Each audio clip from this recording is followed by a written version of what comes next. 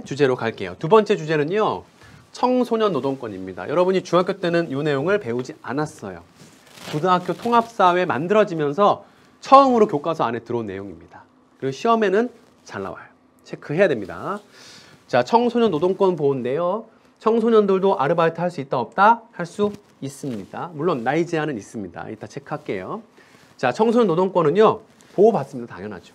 그런데 그 법이 바로 근로기준법에 의해서 보호받을 수 있고요. 또 이 근로기준법의 주요 내용을 통해서 그 권리를 보장할 수 있는 근로계약서를 작성할 필요가 있습니다. 선생님, 여러분들 자세히 살펴보게 나와 있는 청소년 아르바이트 10개명을 한번 체크합니다. 선생님은 시험 문제에서 이 내용 반드시 내거든요. 하나 체크할게요. 총 10가지의 10개명인데요. 여러분들이 혹시 아르바이트를 하거나 혹은 아르바이트를 하지 않더라도 여러분들의 권리입니다. 반드시 알고 있으면 좋겠죠. 1번 갑니다. 청소년들 아르바이트 하기 위해서는요. 만 15세 이상이어야 합니다. 물론 여러분들 조금 더 복잡하게 들어가면 13세 이상은 할 수는 있어요. 근데 뭐 취직 인허증 받고 복잡해. 그리고 시험 우리 통합사회 과정에서 거기까지는 다루지 않아.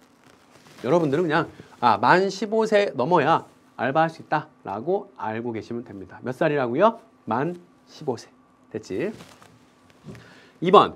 여러분들은 알바를 할 때, 노동을 할 때 반드시 그 업체에다가 부모님 동의서가 있어야 되고요. 나이를 알 수 있는 증명서가 있어야 돼. 왜? 나이를 알 수 있는 증명서 왜 필요하겠어? 그렇지. 만 15세인지 따져봐야 될 거 아니야. 또 하나 중요하지? 부모님 동의서가 필요합니다. 반드시 있어야 돼요. 그 다음 3번 갈게요. 근로계약서라는 게 있어요. 근로계약서는 말 그대로 알바 사장님하고 알바생하고 계약을 맺는 종입니다. 이 근로계약서를 반드시 작성을 해야 됩니다. 여기에는 몇 시부터 몇 시까지 일하는지, 월급은 얼마를 받는지, 무슨 일을 할 건지 이런 내용들이 담겨 있어요. 그래서 여러분들은 아르바이트 할 때 반드시 근로계약서를 써야 되고요. 이 근로계약서와 함께 부모님 동의서와 나이를 알 수 있는 증명서가 함께 사업장에 비치되어 있어야 합니다. 그런데 현실적으로 여전히 뉴스에 나옵니다. 물론 점점점 나아지고 있긴 하지만 청소년 아르바이트에 대한 뉴스를 보면요. 대부분의 또 많은 경우에 근로계약서 작성도 없이 이런 아르바이트가 이루어지고 있다는 점. 조금씩 개선은 되고 있지만 아직 부족한 상태라는 거. 우리 어른들이 반성할 점이에요. 3번 갈게요. 청소년도 성인과 동일한 최저임금을 적용받습니다. 사장님이 야, 너 어리잖아. 너는 최저임금에 해당 안 돼. 이거 거짓말이에요. 모르는 거예요. 마땅히 청소년도 성인과 동일한 최저임금 적용을 받습니다. 2018년의 경우에는 최저임금 7,530원. 얼마? 7,530원. 2019년에는요. 8,350원입니다. 얼마라고? 8,350원. 몇 년 전에 우리 친구들이 사실 최저임금 얼마인지 잘 몰라요. 그런데 한 3년 전인가 그 아르바이트 무슨 사이트 광고할 때 혜리 씨인가요? 혜리 씨가 나와가지고 뭐 최저임금 7천 얼마 이렇게 막 얘기했을 때 고해 굉장히 특이하게 우리 청소년들이 최저임금이 얼마인지 알더라고요. 최저임금이 얼마인지를 아는 건요, 여러분 상당히 중요한 거예요. 굉장히 중요한 내용입니다. 최저임금 성인과 똑같이 적용받습니다. 기억하시고요. 그 다음 5번 갈게요. 하루 7시간 일할 수 있고요. 그 다음 일주일에 40시간 이상인데 여러분 집중해. 여기 봐봐. 굉장히 중요한 내용 하나 체크할게요. 법이 바뀌었어. 이건 오타가 아니고요. 우리 교재가 처음 만들어졌을 때와 달라요. 지금 법이. 2018년 3월 달에 근로기준법이 바뀌어서 우리나라 주 52시간 정착이 되었습니다. 거기에 따라서 청소년들이 일주일 동안 일할 수 있는 최대 시간도 줄어들었어. 같이. 이거 오타가 아니라 법이 바뀌었어. 그래서 2018년 7월 1일부터 이 개정된 법이 적용되고 있는데 하루 7시간인 건 똑같아요. 그런데 일주일에 최대 35시간 일할 수 없다라고 되어 있습니다. 다시요. 하루에 7시간은 그대로고 일주일에 35시간 이상 일할 수 없는 거예요. 됐죠? 이렇게 법이 바뀌었다. 그래서 이따가 선생님이 뒤에 우리 근로기준법 나오거든요. 거기도 바뀐 거 수정해 줄게요. 다음 6번째 볼게요. 휴일에 일하거나 초과 근무했을 때는요. 50%의 가산임금을 받습니다.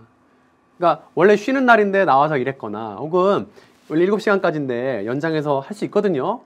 하고 나면 50% 더 받을 수 있어요. 예를 들면 시급이 원래 8,000원이었어. 8,000원. 그러면 50% 가산하면 얼마예요? 4,000원이 더해주는 거야. 그 초과 근무한 시간은요. 시급 8,000원이 아니라 시급 12,000원을 받아야 된다는 뜻이야. 휴일도 마찬가지고요. 시급을 8,000원이 아니라 12,000원으로 받아야 된다는 뜻이야. 50% 가산 임금이라는 얘기고요. 7번 갈게요. 일주일을 개근 계속 나가고요. 그 일주일 동안 총 15시간 일하면요. 하루에 유급휴일을 받을 수 있어. 자, 일주일 동안 계속해서 개근했고요. 그 일한 게 총 15시간 이상이라면 하루는 그냥 노는 거야. 노는데 돈 받는 노는 거야. 돈 받으면서 논다는 얘기야. 그게 바로 주휴수당이라고 하는데요. 하루에 유급휴일을 받을 수 있어. 그날은 여러분들 친구들하고 놀이동산 가도 월급 받을 수 있다는 뜻이야. 그치? 8번 갈게요. 당연하죠. 청소년들은 위험한 일이나 유해 업종의 일을 할 수 없습니다. 뭐 술집에서 일한다거나 뭐 이렇게 안 됩니다. 안 돼요. 뭐 도살장에서 일한다거나 이런 거 안 되게 돼 있습니다.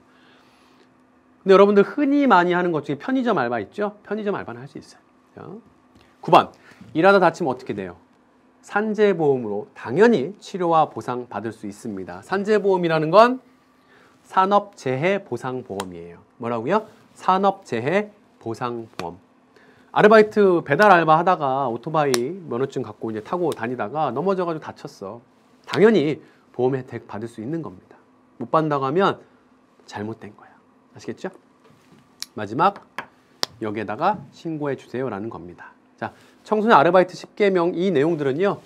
당연히 근로기준법에 나와 있는 내용들이고요. 이 근로기준법에 입각해서 여러분의 노동권도 보호받는다는 점 반드시 기억해 주시기 바랍니다. 다시 앞에 개념으로 넘어와서요. 우리 요 내용까지만 한번 할게요. 그러면 선생님 노동권 침해할 때 대응 어떻게 해야 될까요?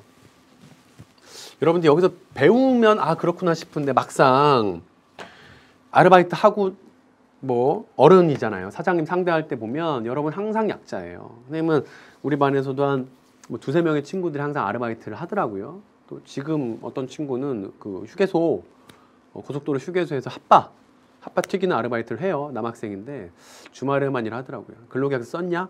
안 썼대. 하루에 몇 시간 일해? 주말에 10시간간 일한대. 이거 안 되는 거거든요. 아 고민이 많이 돼요. 마땅히 우리 반 학생이니까 그죠? 고발 조치도 해야 되는 거고요. 그 다음에 문제 제기를 해야 되는 겁니다. 곧 할 예정이고요. 그런데 옆에서 그렇게 도와주는 사람이 없다면 여러분들은 사실 어른 상대하면서 여러분의 주장을 하는 게 쉽지 않거든요. 하지만 여러분의 권리가 헌법에 나와 있습니다. 힘내시고 여러분이 힘들다면 선생님의 도움을 청하거나 혹은 뭐 관계 기관에다가 요청해야 됩니다. 도와달라고요. 그죠?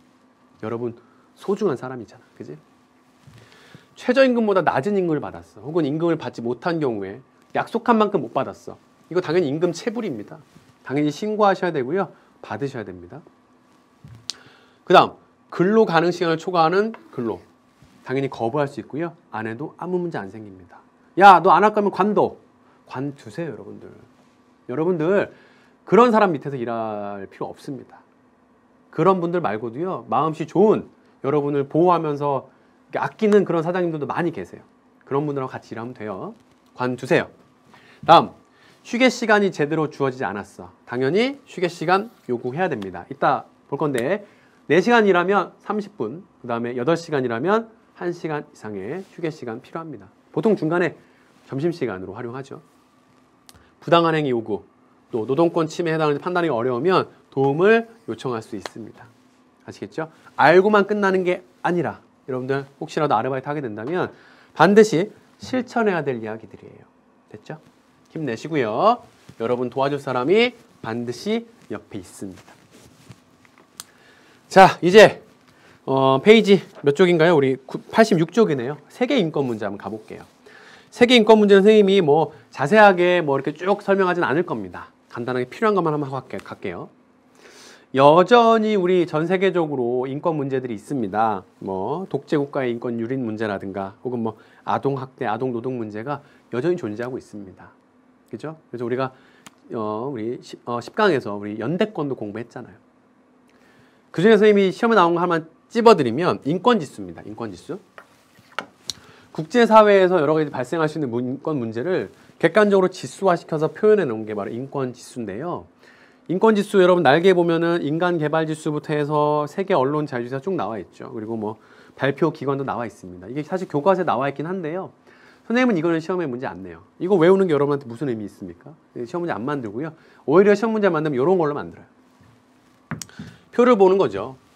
자, 여러분 자료 자세히 살펴보고 나온 건데요. 빈곤 문제입니다. 이런 식으로 인권지수를 표현할 수 있다는 거죠. 세계 기하지수라고 되어 있네요. 그래서 빨간색으로 표시되는 아프리카 지역, 이런 지역은 굉장히 기하 문제가 위험한 지역이다. 점점 연해질수록 기하 문제가 적게 나타나는 지역이다. 이런 게 이제 대표적인 인권 지수가 될 거고요. 두 번째 거 보면 성차별 문제입니다. 세계 성격차 지수라는 거죠. 그래서 성격차 지수가 1에 가까울수록 평등하대요. 어디가 많이 평등하냐? 파란색이 어디냐 쭉 봤더니만 눈에 띄는 데가 여기 북유럽이네요. 그죠? 뭐 핀란드, 노르웨이, 스웨덴, 그죠? 이런 나라들, 스칸디나비아 반도 이런 나라들이 성평등이 굉장히 높고요. 낮은 나라들 보니까 여기 서아프리카, 아니 여기 북아프리카, 또 서남아시아 지역, 주로 뭐 단정하기는 어렵지만 주로 이슬람 문화권 지역이 지금 성격차가 크다. 그만큼 남녀 불평등이 심하다라고 체크가 되어 있네요. 이런 지수들이 지속적으로 발표되고 여기에 관심을 가지는 것들이 필요하다는 얘기죠. 그죠? 그 다음, 자, 성차별 문제까지 봤고요. 여러분들 이번에 보시면 국제사회 대표적인 인권 문제들도 좀 나옵니다. 뭐 인종차별, 여성차별, 빈곤 문제, 아동노동 이런 내용 나와 있습니다. 먼저 인종차별 보시면 어때요? 밑줄 긋게요. 특정 인종에 대한 적대감을 드러내는 배타주의 이런 것들이 대표적인 겁니다. 그러니까 피부색에 따라서 사람을 차별하는 거 여전히 존재하는 걸 수 있고요. 여성차별 이거 아닙니까 여러분들? 그죠? 성차별 문제. 뭐 선진국에서도 마찬가지입니다. 근데 여러분들 뭐 유리천장이란 말 들어보셨죠? 우리 나중에 6단원 할 때 정입할 다시 한번 할 거거든요. 여성들이 조직에서 승진하는데 분명히 한계점이 드러난다는 거. 이런 것들 여전히 성격차가 있고요. 빈곤 문제. 최소한의 인간다운 생활이 어려워지는 문제도 있고요. 그 다음에 아동 노동까지 나와 있습니다. 저기 아래 보면은 여러분들 UN이나 국제노동기구 ILO에서 아동의 기준을 어떻게 규정하고 있냐면 그렇죠? 18세 미만인 사람들을 다 아동이라고 하고 있습니다. 그래서 아동 청소년들은 특히 노동에 있어서 굉장히 보호받아야 되는 존재들이거든요. 여전히 제3세계 국가들에서 아동들이 노동의 현장에 배치되고 있는 상황, 교육받지 못하는 상황, 아동들이 교육받지 못하면 미래가 어두워지는 거죠. 그 사회의 그 아동의 미래가 밝지 못하다는 내용입니다. 단순히 지금 노동하는 것 문제에 국한되는 게 아니라는 거죠. 세계적인 인권 문제들에 이런 것들이 있음을 알 수 있고요. 국제사회 노력도 필요하다는 점이 나와 있습니다. 자, 오늘 12강에서 나오는 개념들 사회적 소수자 개념 했고요. 그 다음 뭐 했죠? 그렇죠. 청소년 노동권에 대한 이야기 했습니다. 청소년 노동권. 그 다음에 세계 인권 문제까지 했는데 우리 문제 풀기 전에 하나만 더 할게요. 여러분들 87쪽 한번 볼게요. 선생님이 아까 얘기했었어. 근로기준법 내용이 나오는데 이거 법이 바뀌었다고. 2018년 7월부터 바뀐 법이 시행되고 있어서 수정 한 개만 할게요. 맨 아래 보면 69조 근로시간 보겠습니다. 보고 있죠? 87쪽에 69조 근로시간 보시면 15세 이상 18세 미만인 자의 근로시간은 1일에 7시간, 그 다음 일주일에 몇 시간까지라고요? 그렇죠. 바꾸세요. 35시간을 초과하지 못한다. 다만 당사자 사이의 합의에 따라서 1일에 1시간, 하루에 1시간, 그 다음 일주일에 6시간이 아니고요. 고칩니다. 5시간을 한도로 연장할 수 있다. 자, 우리 아까 알바 10개명 할 때도 하루에 7시간, 일주일에는 35시간까지 근무할 수 있었죠. 그런데 뒤에 내용 보니까 연장 근로도 가능합니다. 단 사전에 합의했을 때. 합의했을 때 하루에 몇 시간까지 할 수 있나요? 1시간 더 할 수 있어. 그러면 여기서 질문, 하루에 몇 시간까지 일할 수 있죠? 8시간까지 일할 수 있다. 하루에 8시간까지 일할 수 있고요. 그 다음 일주일에 원래 35시간까지인데 연장 근무를 몇 시간까지 할 수 있어? 5시간까지 하니까.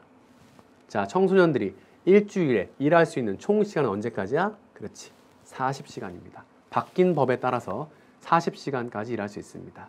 이 내용을 체크해 주시면 될 것 같아요.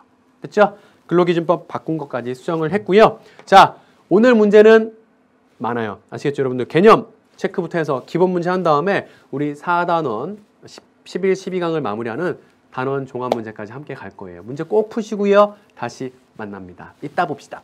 짠!